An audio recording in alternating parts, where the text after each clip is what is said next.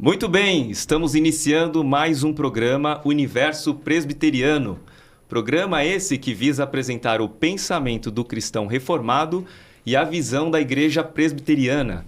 Trata-se da doutrina calvinista fundamentada na sua única regra de fé e prática, a Palavra de Deus.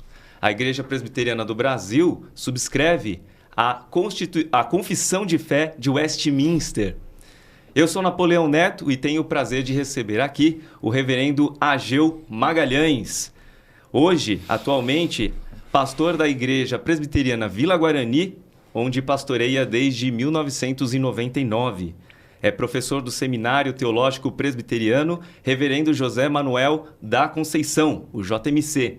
E foi também diretor nesse seminário nos anos de 2007 a 2022.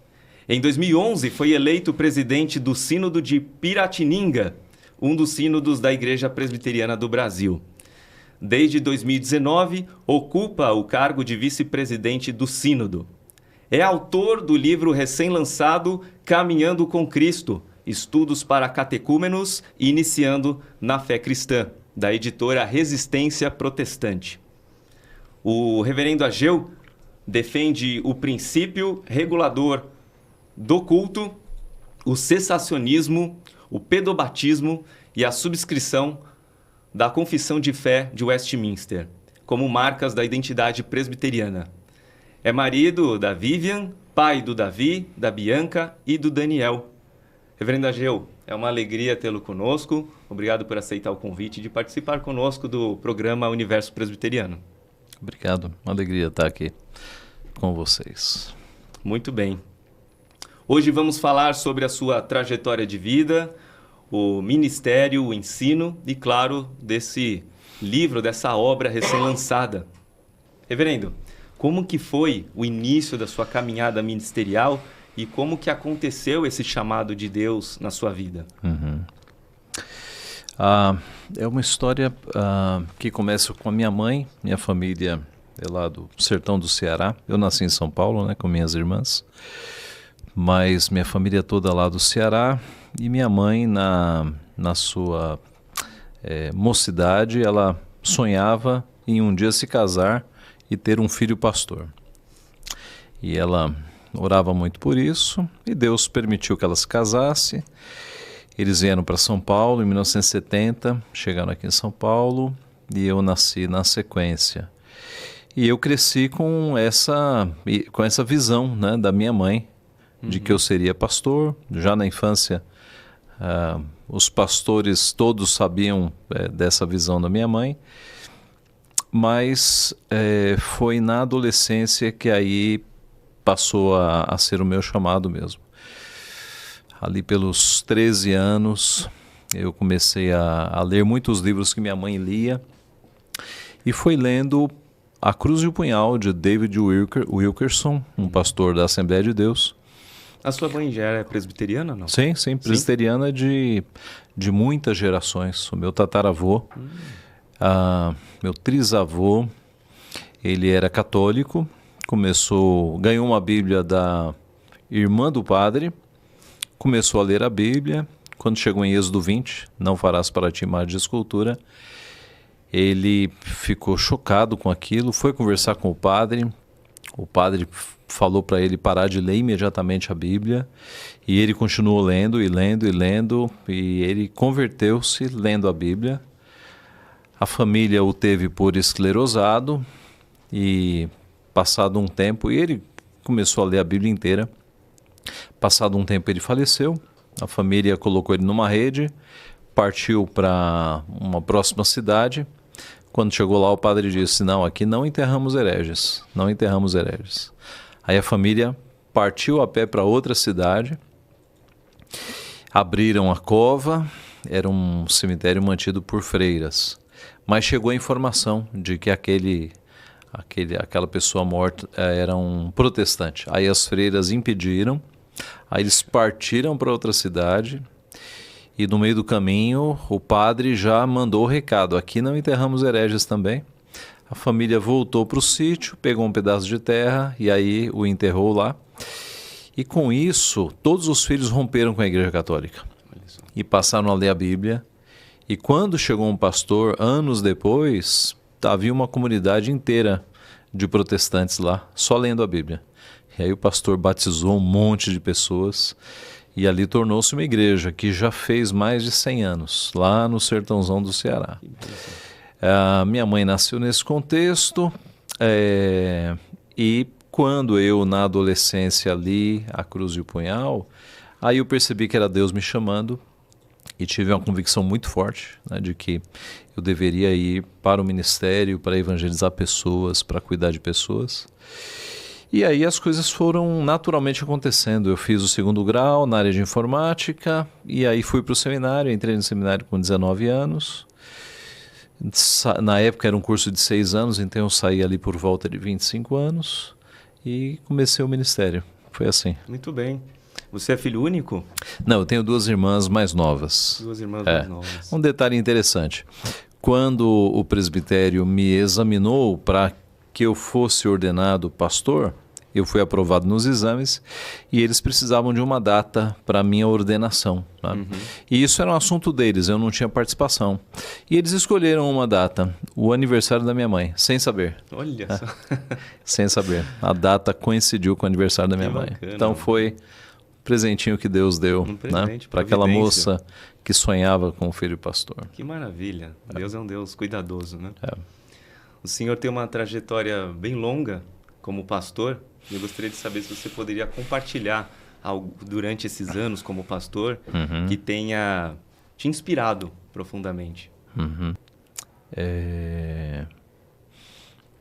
Olha, um fato que talvez seja muito interessante foi quando um casal chegou na igreja vindo de uma dessas igrejas de teologia da prosperidade. Essas igrejas que só falam em dinheiro. Tá? E como é que esse casal chegou na igreja? Ana e Wagner. A Ana tinha sido obreira de uma dessas igrejas, a Universal do Reino de Deus. Obreira de chegar numa favela, encher o ônibus e levar para a igreja. Né? Muito, muito atuante. E o Wagner, na infância, tinha sido da igreja presbiteriana, na infância e na adolescência, mas não ia para a Universal com a Ana de jeito nenhum. Eles se mudaram para São Paulo, para o bairro lá da nossa igreja, acharam a nossa igreja na internet. E a Ana disse para o Wagner que queria muito que ele a acompanhasse na igreja. Ele falou, na Universal eu não vou, então se for numa presbiteriana eu vou. Aí ela achou a nossa igreja e numa reunião de oração de quarta-feira à noite, devia ter umas 3, 4 pessoas na reunião de oração, eles chegaram e nós os recebemos muito bem. Domingo estavam lá de novo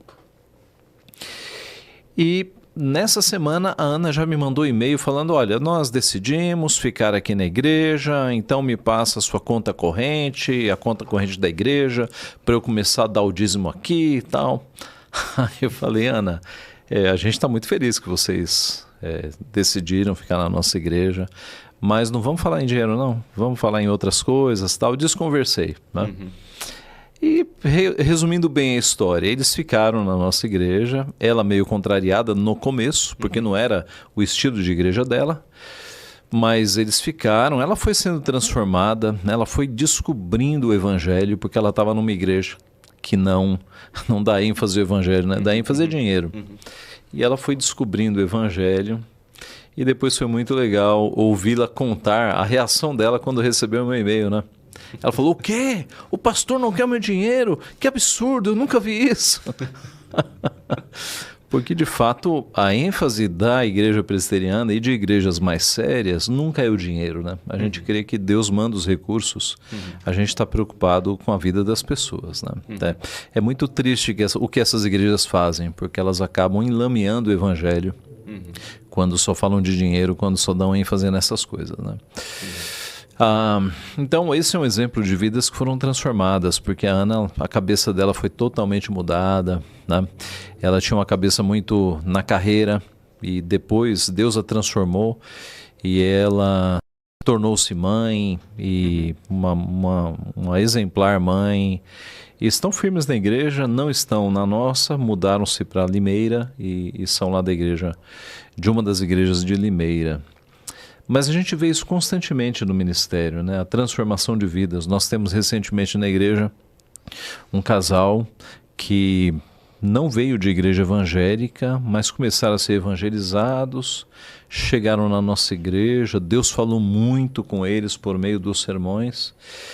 E agora a gente vê as vidas sendo transformadas, né? Totalmente transformadas, né? Tem um outro casal lá na nossa igreja que começou a acompanhar os cultos pela internet e Deus fez uma obra na vida deles assim impressionante. Então, a gente vê como Deus transforma pessoas, né? Como Deus Interessante isso, muda. porque algumas pessoas que já estavam em igrejas acreditando estarem aprendendo sobre o evangelho e, na verdade, quando elas têm o contato com o evangelho verdadeiro, elas aí sim são transformadas, né? Sim, sim.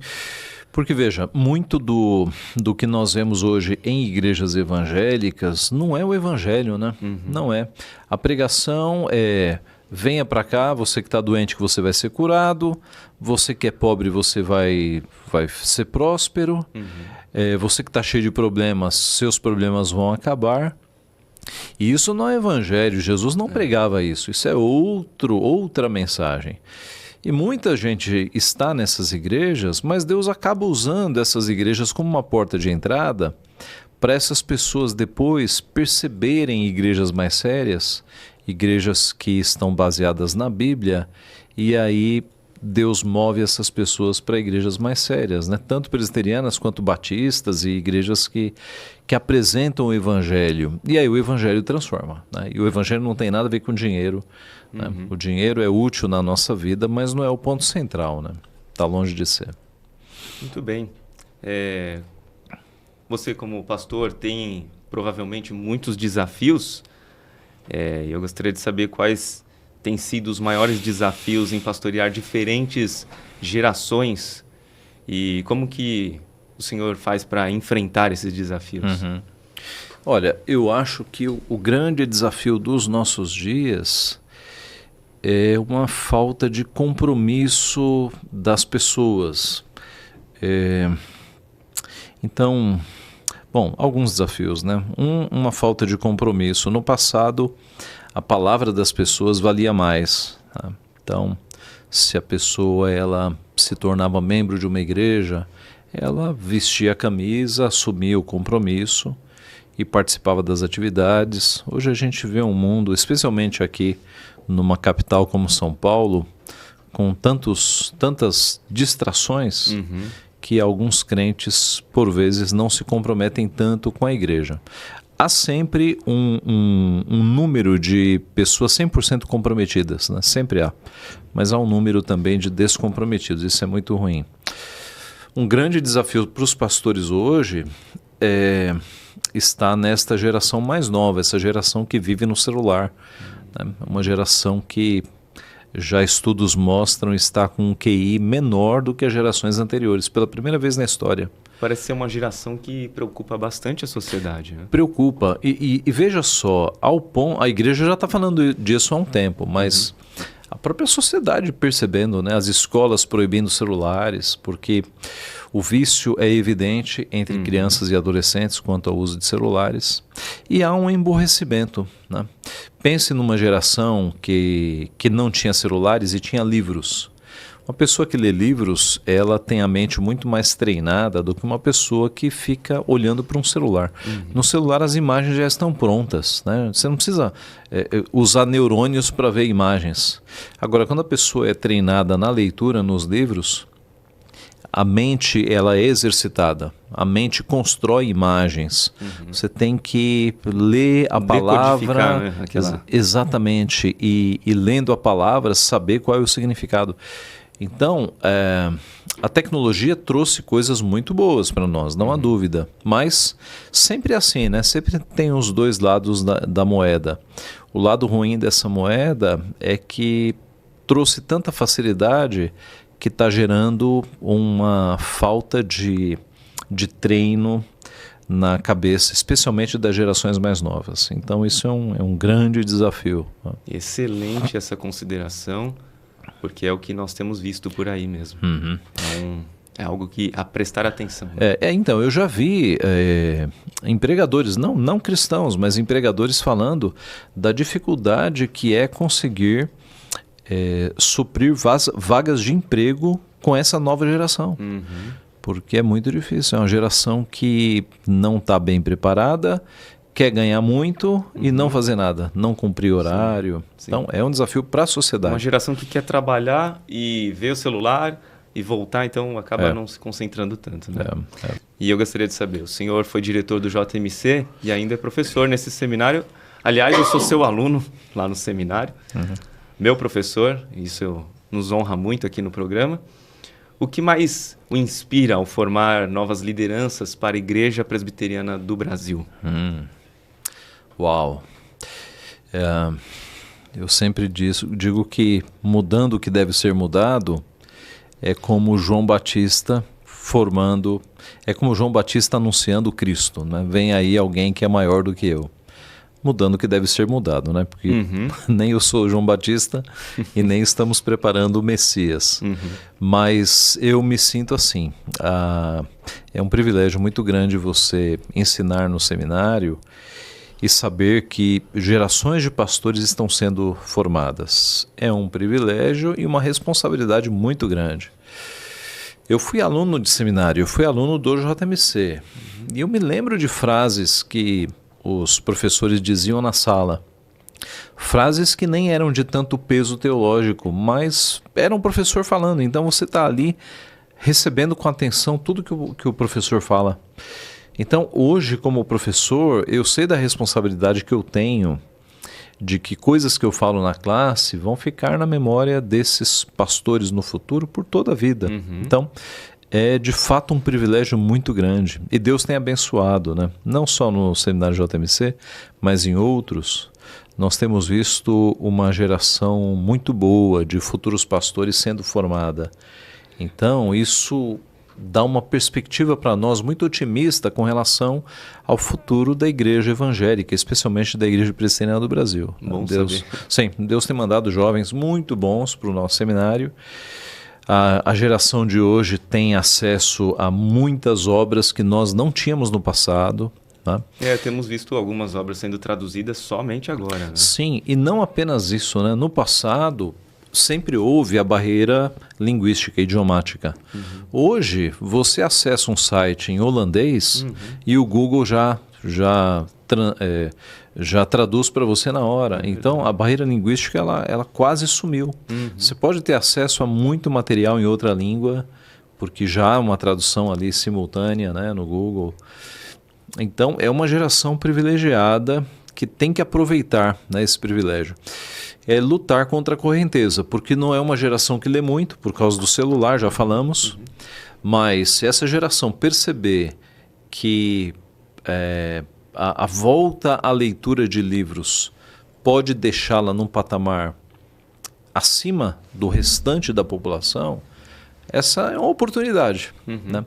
Eu falei isso na igreja para os adolescentes. Vocês têm a oportunidade de se destacar nessa geração, que é uma coisa que nem todo mundo está vendo. É uma geração que está viciada em celular, ninguém lê mais. Se você, adolescente, perceber isso, deixar um pouco o celular de lado e passar a ler livros, você vai se destacar. Você vai, inclusive no mercado de trabalho, você vai ser mais aceito do que os outros. Então surge uma oportunidade para essa nova geração de, se a pessoa pensar um pouquinho e se dedicar aos estudos, à leitura, ele se destacar. Com relação aos pastores é a mesma coisa. Eu sou de uma geração que a gente lia muito, muito mesmo. Né? Incontáveis livros eu li na época do seminário. Então eu tenho dito para os alunos para não abandonarem a leitura. Tem muita coisa em vídeo, mas vá para os livros. É no livro que você tem muito mais conteúdo. Você que tem filho, que tem filha, mostre essa entrevista do Reverendo Ageu, porque realmente é uma dica de ouro aí para formação dessas crianças e adolescentes. Né? Como que foi essa transição para o ambiente acadêmico e qual que foi a maior lição aprendida até agora? Olha, eu entrei no pastorado muito jovem, né? Eu fui ordenado ali com 26 anos e fui pastorear a igreja, né? Eu fui chamado para cuidar de gente, para aconselhar pessoas. Eu nunca me imaginei sendo professor de seminário, nunca, e muito menos diretor. Então, interessante, a gente tem a impressão que o pastor já tem em mente, né? Nunca. Fiz o seminário para pastorear e fui pastorear, né? E pastoreei durante muito tempo, até que veio um convite, né? Me ligaram do seminário, porque eles precisavam de um professor de técnicas de comunicação na época, técnicas de comunicação e introdução ao Antigo Testamento. Indicaram meu nome, eu me senti assim muito abaixo das exigências, mas falei, bom, se Deus está me chamando, vamos nos preparar e vamos. E foi assim que eu comecei no seminário, pego meio de surpresa, nunca imaginei que ia ser professor de seminário, nunca passou pela minha cabeça, mas Deus me levou para lá. Isso foi em 2003, segundo semestre de 2003. Quando foi no final de 2006, o diretor do seminário ia sair e a jurete da época decidiu, então, dentre os professores, escolher alguém para a direção. Eu fui escolhido, também fiquei muito surpreso, mas Deus faz coisas que nos surpreendem, né? E aí aceitei com muito temor a Deus e foram 16 anos na direção do nosso seminário. Eu estava vendo, acho que você ficou mais tempo como diretor do JMC. Foi, até então eu acho que eu fui o diretor que mais tempo ficou. Graças a Deus o seminário passou por muitas mudanças nesse período, né? Deus nos abençoou muito, muito mesmo.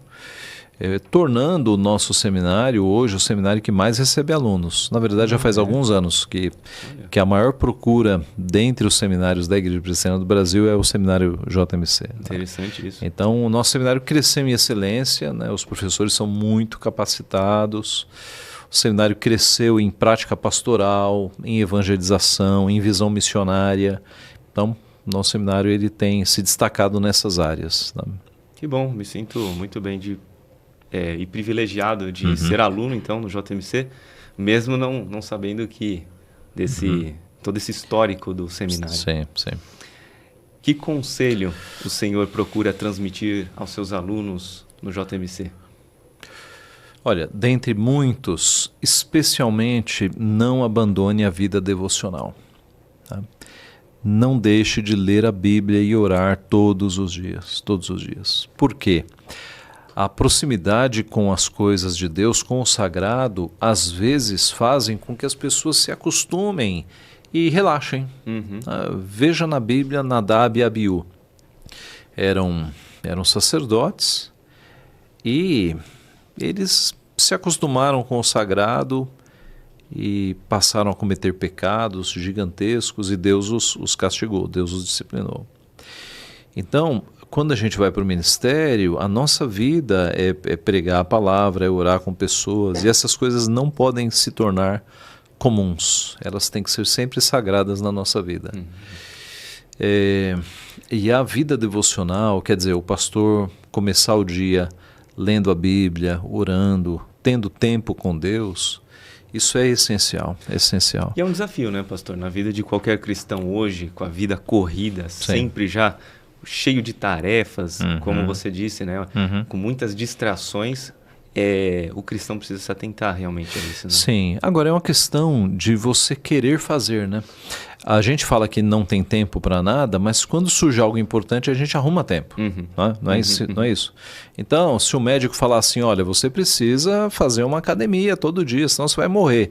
Você dá um jeito e acorda mais cedo, né? Todo mundo sabe disso. E mesmo sem querer, né? Não gosta de academia, mas eu preciso, então vou fazer. Então, você arruma tempo e vai fazer. Né? É verdade. Então, é uma questão de prioridade. E veja, a gente não está falando nem de 1 hora por dia. O pastor gasta esse tempo.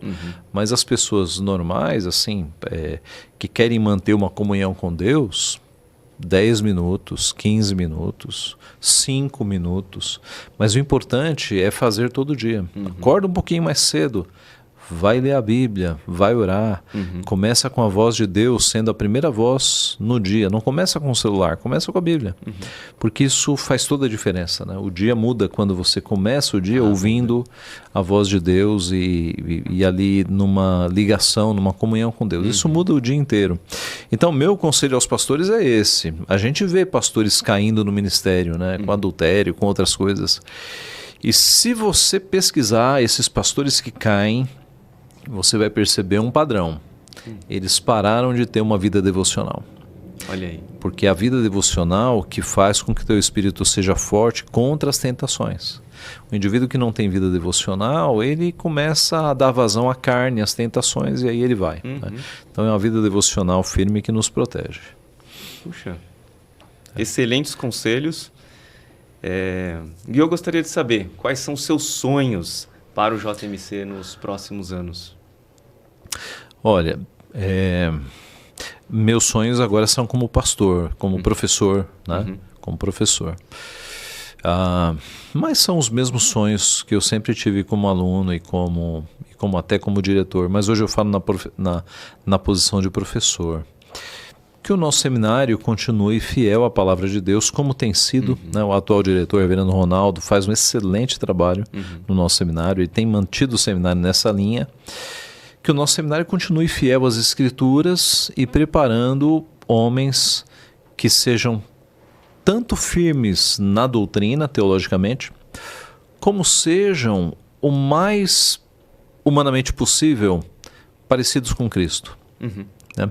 Que tenham conhecimento das Escrituras, mas que tenham piedade, sensibilidade para cuidar de pessoas, cuidar daqueles carentes, daqueles que precisam de fato de ajuda.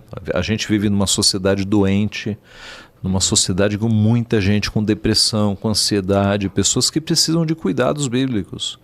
Então, o nosso seminário formando homens que conhecem as Escrituras, homens de conhecimento, homens de oração, e homens sensíveis às pessoas, eu acho que isso é o melhor que um seminário pode fazer. Então, eu gostaria de saber, o senhor é marido da nossa irmã Vivian e pai de 3 filhos. Aí está o desafio. Como que você consegue equilibrar a vida ministerial e familiar? Sendo que as duas áreas da vida exigem uma grande dedicação. Como que você faz isso? Olha, eu acho que Deus nos ajuda em tudo, né? E o trabalho ministerial, ele, por um lado, ele é bastante puxado porque não é uma profissão, né? Uma profissão, você trabalha 40, 44 horas, você bate o cartão, você entra às 8, sai às 5 e desliga. O ministério pastoral não é assim, não é uma profissão, é uma vocação. É 24 horas por dia, 7 dias por semana. Né? Se alguém me liga às 11 horas da noite, à meia-noite, às 2 horas, com uma situação difícil, eu não vou dizer, ligue no horário comercial. Né? A gente atende as pessoas no horário que for, né? No horário que for, porque Deus nos chamou para cuidar de pessoas. Então, se por um lado é pesado nesse sentido, por outro lado você tem muita flexibilidade. Né? Então, você pode visitar pessoas durante a semana em horários diferentes e aí você pode dar uma atenção à família também. Né? Então, por exemplo, eu levo meus filhos para a escola e eu costumo buscar meus filhos na escola. Minha esposa não dirige, eu faço tudo isso. Mas você faz questão disso para ter tempo? Faço questão para ter tempo e eu costumo agendar as visitas durante a semana com os membros da igreja em outros horários que são estratégicos, né? Então a gente trabalha com uma agenda para você não sumir de casa, porque isso seria trágico. Né? Eu escutei já algumas histórias que os filhos ficam até um pouco... Sim, não é incomum você ter pastores que deram tanta prioridade aos membros da igreja que ficaram sem tempo para a família. E isso é perigoso, porque a família é o primeiro rebanho. Né? Então você não pode esquecer que você é marido e que você é pai. Mas eu creio que com sabedoria, com disciplina, com uma agenda bem feita, você consegue atender as duas coisas. Veja, quando você é pastor, há muito trabalho a ser feito, tanto na igreja local quanto em outros campos de atuação. E às vezes você recebe convites para pregar em outras igrejas e tal. Então, eu mais digo não para convites do que sim. Porque muitas vezes eu nem tenho um compromisso num sábado. Mas eu olho para a agenda e eu percebo que eu já fiquei 3 sábados fora. Aí eu falo, esse sábado aqui é da família, não vou aceitar nada. Essa seria a minha pergunta, o saber dizer não. É essencial, essencial. Olha só. E a disciplina também seria uma parte importante? Sim, sim. Primeiro porque você tem compromisso com a sua igreja. Então não adianta você ficar pregando em um monte de igrejas se você é pastor de uma igreja. Você tem que dar prioridade para aquela igreja. Né? E porque você tem uma família também. Então, há pastores que, por exemplo, bloqueiam uma noite da semana para não fazer nada. É família. A noite da família é essa daqui, ou um sábado. Né? Então, você tem que equilibrar essas coisas para que você cumpra o teu compromisso com a igreja, tá? Que é o teu primeiro compromisso ali. Você não desampare a família, tenha tempo para os filhos, para a esposa. Isso é essencial. Tá? Com sabedoria e ajuda de Deus dá para equilibrar essas coisas. E o que você acha mais importante assim de transmitir para a família em casa? Tem algum valor? Fora o cristianismo em si. Né? Olha, os pais, eles têm o grande desafio de ser exemplos sendo pecadores. Esse é um grande desafio. Porque nós somos pecadores. Então, e é muito mais fácil você mostrar uma piedade fora da tua casa. É muito mais fácil. Em casa você é o que você é. Fora de casa você pode fazer uma imagem assim, construir uma imagem. Dentro de casa não. A tua esposa te conhece como você é, os teus filhos te conhecem como você é. Então, o teste de autenticidade cristã é dentro de casa. É dentro de casa. E isso é um peso muito grande, né? Então, você se diz crente, você vai ter que ser crente mesmo, porque dentro de casa as pessoas estão de olho em você. Como é que você reage, como é que você trata a tua esposa, como é que você trata os filhos, né?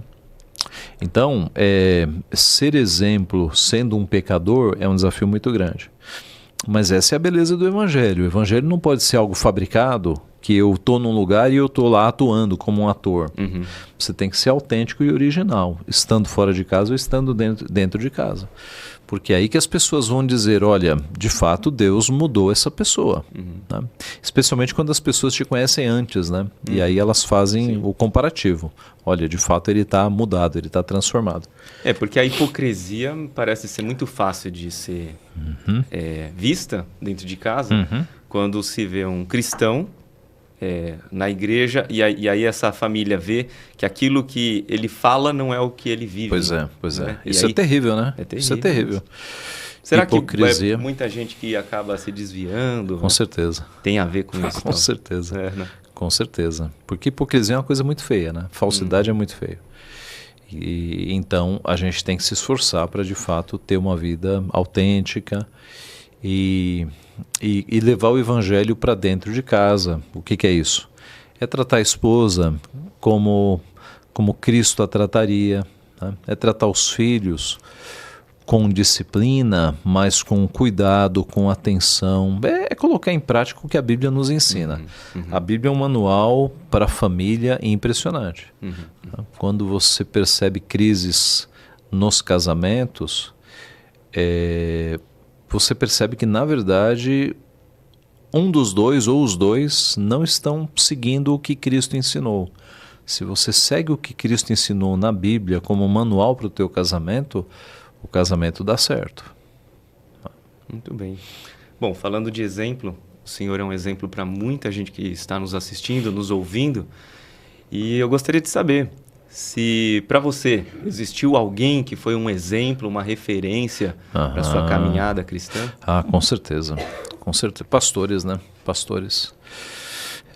Eu me lembro com muito carinho de pastores que eu tive na infância, na igreja, né? Reverendo Milton Ribeiro, lá em Santo André, no Parque das Nações. Reverendo Edmo, também lá em Santo André.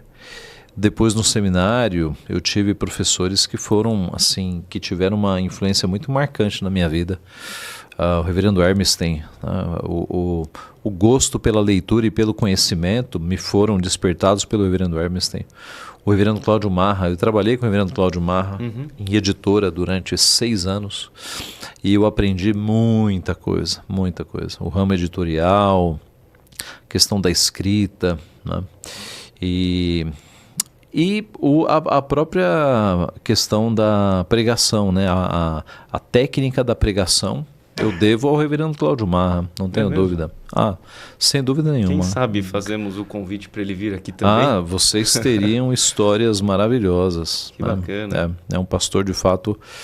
O reverendo Cláudio Marra teve uma influência muito grande. O reverendo Fulton Nogueira, que foi o meu diretor na época de seminário, né, quando eu era aluno, teve uma influência muito grande sobre mim. Foi na época dele que você foi aluno? Sim. Olha só, que interessante. Ele foi diretor e eu era aluno naquela época. Que bacana. O reverendo Boanerges Ribeiro teve uma influência muito grande. Quando eu me tornei pastor, ele ainda era pastor na Igreja do Calvário. É a igreja que eu sou membro. A igreja que você é membro. E eu pude ir na casa dele algumas vezes, tomar café com ele, com a esposa dele. Bacana. Um homem de muita sabedoria, tratava os pastores mais jovens com muito carinho, né? Era um homem impressionante, impressionante. Então, é uma inspiração também. O reverendo Alceu Davi Cunha, da mesma geração do reverendo Boanerges, que foi pastor durante muitos anos, tanto em Santo Amaro quanto na primeira de São Bernardo. Ele também era um pastor da mesma geração do reverendo Boanerges e foi uma inspiração muito grande para mim, bem como o reverendo Onésio Figueiredo, da mesma geração de pastores. Quando eu cheguei no seminário para dirigir, ele era o capelão, então ele continuou como meu capelão, mas um desses homens de ferro, né? Homens que lutaram muito pelo evangelho, sofreram muita perseguição e Deus os manteve de pé. Então, a gente acaba tendo referências muito fortes, né, na nossa vida. Eu acho que essas que eu citei aqui, espero não ser injusto com ninguém, eu acho que elas são as grandes referências que eu tive. Muito bacana. E esse é o objetivo do programa, né? Eu gostaria de ter entrevistado o reverendo Boanerges Ribeiro. Então, a ideia do programa é justamente essa, entrevistar e conhecer um pouco mais da vida de homens como esses, que foram referências para o Senhor e pode ser referência para nós também. Para falar do novo livro do reverendo Ageu, Caminhando com Cristo. Vamos falar então sobre esse livro, que estou bem curioso. Na verdade, eu já estou lendo esse livro e colocando o conhecimento do livro em prática. Então, nós fazemos em casa o culto familiar e usamos esse material que tem sido excelente. Então, eu já posso falar muita coisa sobre o livro, mas antes eu gostaria de saber do senhor qual que foi a motivação para escrever esse livro. É uma história curiosa, porque há 30 anos atrás, quando eu era seminarista, eu trabalhava numa igreja lá, numa congregação lá em São Bernardo, num bairro bem pobre, chamado, na época era bem pobre, né? Hoje está bem mais avançado, chamado Jardim IP. E eu trabalhava lá como seminarista e o pastor passou a classe de catecúmenos, que é a classe dos novos membros, aqueles que vão passar pelo batismo e são preparados para isso, para que eu desse aulas. E aí o que eu fiz? Eu fui em todos os livros que eu encontrei sobre novos membros, início da fé cristã e tal, e eu fiz uma apostila com 13 tópicos na apostila. E aí eu usava esse material. No decorrer dos anos eu fui aumentando um pouco esse material, esses 13 capítulos, e fui usando. Até que na igreja que eu pastorei hoje, que pastorei há 25 anos essa igreja, né? Passou por lá um seminarista, Timóteo Salles, que hoje é pastor lá no Ceará, em Fortaleza. E o Timóteo, ele foi nosso seminarista, usou esse material, e quando ele foi ser pastor na Bahia, na igreja, na primeira lá de Salvador, ele pediu esse material para mim e ele deu uma formatação para transformá-lo num e-book. Colocou umas imagens e tal. Ficou muito bom o trabalho. E alguns pastores passaram a usar esse material, né? Sempre que alguém falava assim, alguém tem algum material para catecúmenos? Então, os próprios pastores já passavam esse Então, material. você viu a necessidade de um material mais completo. Eu pensei, o povo já está usando esse meu material, eu vou parar um pouco e transformá-lo em livro. Mas aí o que aconteceu? Ele só tinha 13 capítulos. Eu fiz uma pesquisa de pastores, em 2 grupos de muitos pastores. Qual seria o tempo que eles julgavam ideal para preparar uma pessoa para o batismo? Uma classe de catecúmenos. E assim, a maioria esmagadora falou em 6 meses. Né? Que na prática eles usam 6 meses. Bastante tempo. Meu livro era 13 capítulos. Isso são 3 meses. Aí eu falei, eu vou ampliar. E aí eu sentei e aí eu escrevi mais 13 capítulos, cobrindo assim todas as áreas essenciais. E foi aí que nasceu o livro. Isso aconteceu em dezembro. Final de dezembro, a gráfica... 2024? Final de dezembro, a gráfica me entregou. Eu comecei, então, a escrever esses 13 capítulos no final de outubro, gastei novembro e dezembro, até o meio de dezembro. Então, foi assim que nasceu esse livro. Espero que seja edificante. Muito bem. Mais um livro aqui, porque eu tenho usado esse livro e eu tenho achado exatamente isso. A minha opinião como leitor foi exatamente essa, que é muito completo, né? Então, tem sido muito bom porque as crianças têm algumas dúvidas que às vezes nos pegam desprevenidos e são dúvidas difíceis de explicar. E o livro ele traz assim, mastigado, né, as informações, então fica bem interessante. Eu vou dar uma lida rápida aqui sobre os principais temas abordados aqui pelo livro. Então, o livro trata das Sagradas Escrituras, da inspiração e da inerrância das Escrituras, da Trindade, aliás, um capítulo bem interessante, difícil de explicar e tem que tomar muito cuidado, como eu aprendi com o senhor no seminário, né? É um tema difícil de conseguir, inclusive, a gente tem a tentação de comparar Deus. Fazer analogias e não dá. Não são próprias. Né? Aprendi aqui. Então fala sobre o pecado, a predestinação, trata de Jesus Cristo, a salvação, o Espírito Santo, o pacto das obras, pacto da graça, as administrações do pacto da graça. Aliás, são temas que para o leigo que está ouvindo aí, talvez fale, puxa, mas o que quer dizer isso? No livro fica fácil de entender. As minhas crianças de 9, 6 e 6 anos entenderam claramente. Ficou muito bom. E eu percebi que o senhor usa muito o Catecismo Maior de Westminster. Aliás, acho que na maioria dos capítulos que eu li. Na maioria. Por que o senhor optou pelo Catecismo Maior? Sim. Então, o que eu pensei? Esse livro dá para um curso de 6 meses. Mas se o pastor quiser esticar para 1 ano, ele pode usar esses recursos adicionais que eu coloco no final de cada capítulo, num box. Né? E aí eu uso muito o Catecismo Maior de Westminster porque ele foi um catecismo feito exatamente para isso, para em forma de perguntas e respostas ensinar temas da teologia. E aí ele é muito útil, né, para esse propósito, porque ele explica de uma maneira muito fácil de entender a teologia. Reverendo, uma coisa bem interessante em relação nós estamos falando do Catecismo Maior de Westminster. Antes de vir para a Fé Reformada, para a Igreja Presbiteriana, eu tinha muita dúvida, e eu creio que algum ouvinte, alguém que está assistindo, também tenha essa dúvida. O que é essa Confissão de Fé de Westminster? Aliás, era difícil até falar esse nome. E por que é dividido aí em Confissão de Fé, Catecismo Maior, Breve Catecismo? O que é isso? Quanto tempo eu tenho para essa resposta? O tempo que você quiser. Não, porque uns 5 minutos dá, né? Algo assim, bem sucinto. Tá, vamos lá. Eu preciso começar falando sobre credos. Então, lá no começo da igreja, depois do período bíblico, começaram a surgir os credos. O que é credo? A palavra credo é creio em latim.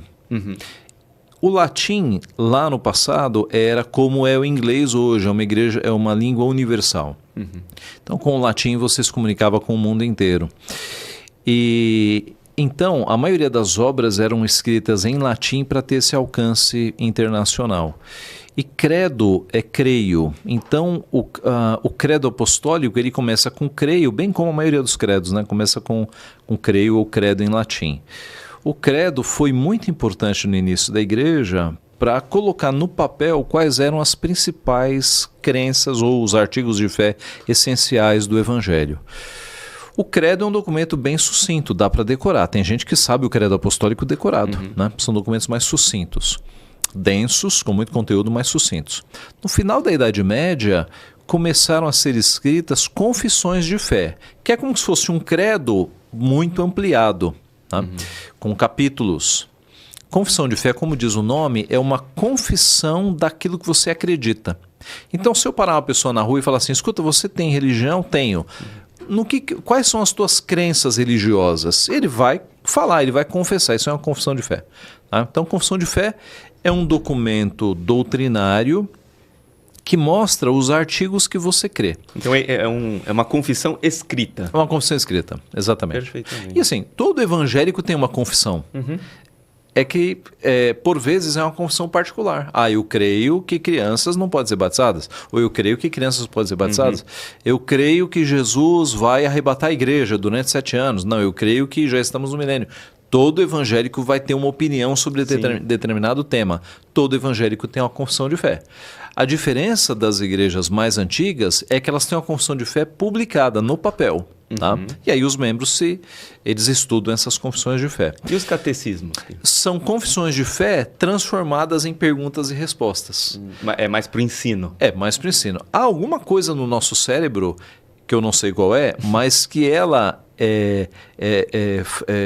nós temos mais facilidade em decorar perguntas e respostas do que parágrafos longos. Então, isso foi descoberto lá atrás. E a maioria das confissões de fé, elas eram transformadas em perguntas e respostas para que as crianças decorassem e para que os adultos decorassem também.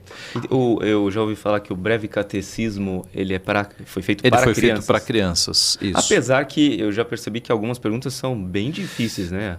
Pois é, por causa da defasagem da nossa geração. Né? Esse é o ponto. Porque no passado... Bom, vamos lá. Na Idade Média, para você ter uma ideia, quando João Calvino escreveu o livro clássico da Reforma Protestante, As Institutas da Religião Cristã, que era como que um manual de religião cristã em 4 volumes, era uma época em que as pessoas discutiam teologia na rua. As vizinhas paravam na frente do portão e falavam sobre teologia. Hoje é o futebol, mas naquela época era teologia. Naquela época era teologia. Esse livro de Calvino foi feito num formato para que as pessoas guardassem no bolso. A primeira edição, as primeiras edições. Era um assunto popular, as pessoas falavam sobre teologia. Então, era uma época que o catecismo maior e o breve catecismo, o que para nós parece difícil, para eles era assunto de conversa. Né? Mas o fato é que tanto a confissão de fé quanto os catecismos, eles não estão, primeiro, é bom que se diga, eles não estão no mesmo nível de autoridade da Bíblia. Né? A Bíblia está acima deles. Por quê? Porque a Bíblia é inspirada. A Bíblia é sem erros. Né? Deus inspirou homens.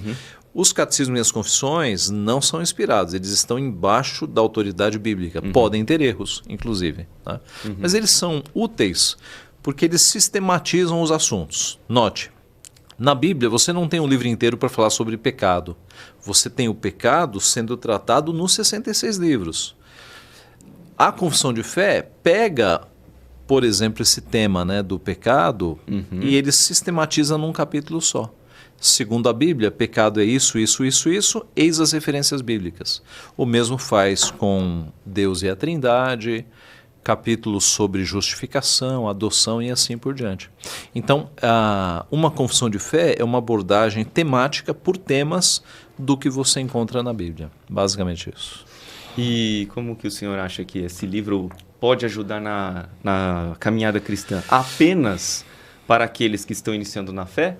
Ou ele seria útil também para alguém que já está caminhando com Cristo? Eu acho que sim. Ele é útil porque a pessoa pode voltar aos fundamentos, tá? Para ver se os seus fundamentos estão firmes, fortes.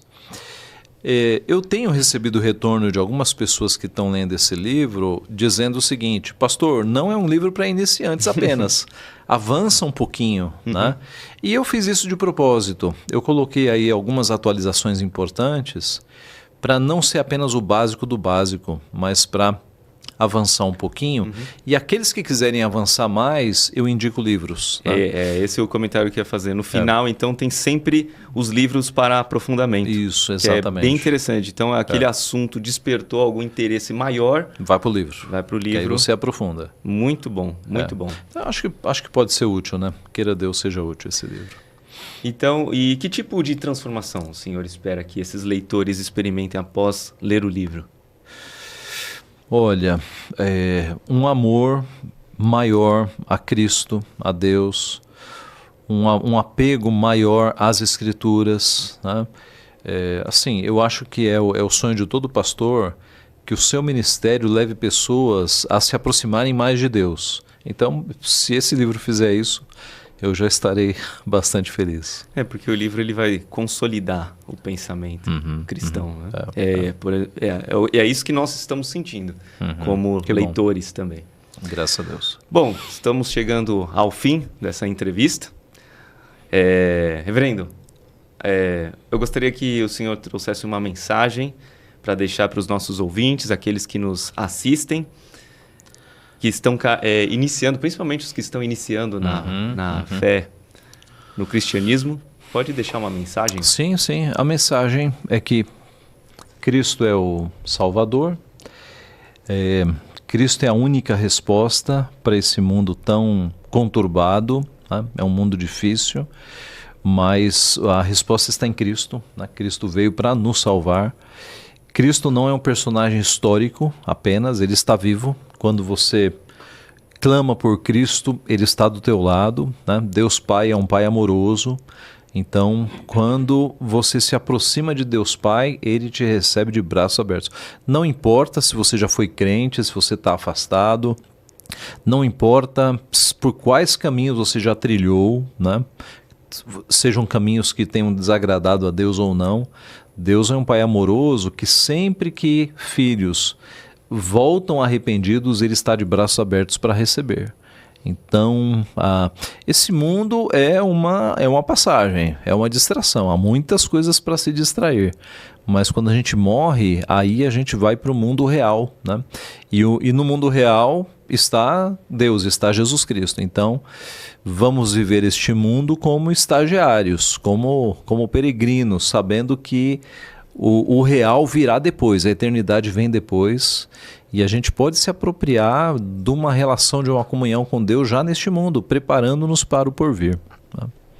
E aqueles que se interessaram pelo livro Caminhando com Cristo, como que podemos adquirir esse livro e como que podemos acompanhar também o seu trabalho ministerial, pastoral?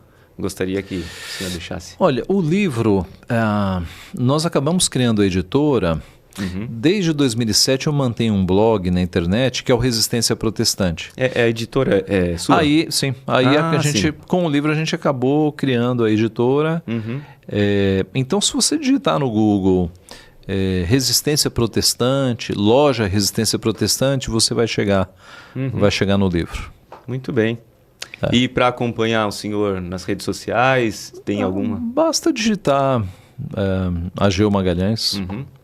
A sua igreja, a igreja que o reverendo Ageu Magalhães pastoreia, é a Igreja Presbiteriana Vila Guarani. Vila Guarani. Nós temos um canal no YouTube em que todos os sermões, não só meus, passam muitos pregadores lá pela nossa igreja, e também as aulas de escola dominical, nós gravamos tudo e colocamos lá no YouTube.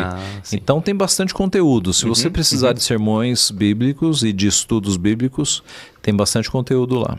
Muito obrigado pela sua participação, por aceitar o convite e compartilhar a sua história, a sua trajetória, a sua sabedoria conosco aqui no programa Universo Presbiteriano. Agradecemos a todos que nos acompanham no programa e aguardem então o próximo episódio. Lembre-se também, se você ainda não é inscrito no canal, inscreva-se e deixe o seu like e compartilhe esse vídeo para quem que você acha que ele poderá ser bastante edificante. Muito obrigado. Obrigado, alegria.